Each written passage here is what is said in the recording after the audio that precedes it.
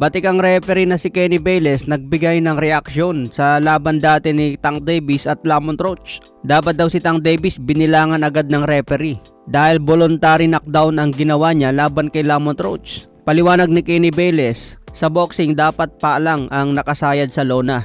Kung meron mang ibang part ng katawan mo na sasayad sa lona, i-consider na yon na knockdown sa boxing. Kaya yung ginawa ni Tank Davis, voluntary knockdown yun at dapat binilangan ng referee.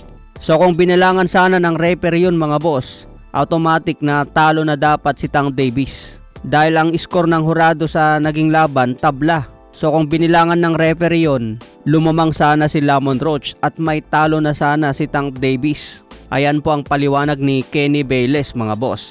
Sa iba pang balita, Shakur Stevenson sinabi ang kanyang all-time top 5 fighters. Nanguna sa listahan niya si Terence Crawford, Floyd Mayweather, Pernell Whitaker, Andre Ward at Sugar Ray Leonard. Wala nga po sa top 5 ni Stevenson ang pangalan ni pambansang kamao Manny Pacquiao. So kanya-kanya naman kasi tayo nang pipiliin mga boss kung sino ang ating top 5. Kung kayo ang tatanungin bilang boxing fan, sino naman ang inyong top 5 fighters? Samantala tatay ni Devin Haney minaliit ang kakayahan ni Xander Zayas. Hawak ng top rank si Xander Zayas at ito na ngayon ang bagong unified champion sa super welterweight. Para kay Bill Haney, tamang pagkain lang daw si Xander Zayas. Nakikita nila na easy fight lang ito kung kalabanin ni Devin Haney sa 154 pounds. Nagpapahiwatig na ba ang kampo ni Devin Haney na target din nila umakyat sa 154? Pero tingin ko uunahin muna ni Devin Haney ang mga champion sa welterweight division. Baka target din ni Devin Haney maging undisputed champion sa 147. Pero hindi rin malayo mga boss na makita natin na maglaban si Haney at Xander Zayas. Sa iba pang balita, batikang trainer na si Robert Garcia pinaliwanag kung bakit nahirapan ang kampo ni Lopez na talunin si Shakur Stevenson.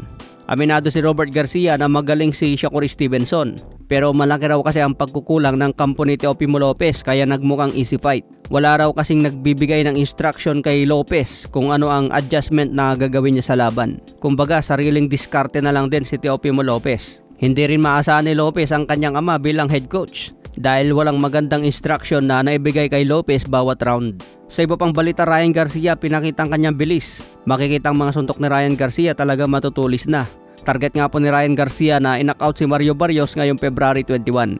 Sa iba pang balita, kalaban ni Marlon Tapales na si Oguni, sinabi niya sa press con na nire-respeto raw niya si Marlon Tapales. Pakiramdam ni Oguni, isang world title fight ang laban niya kay Tapales. So parang sinasabi niya na ito na ang pinaka-big fight niya kontra Tapales dahil malaki ang respeto niya dito. Kaya abangan po natin ang laban na ito April 3.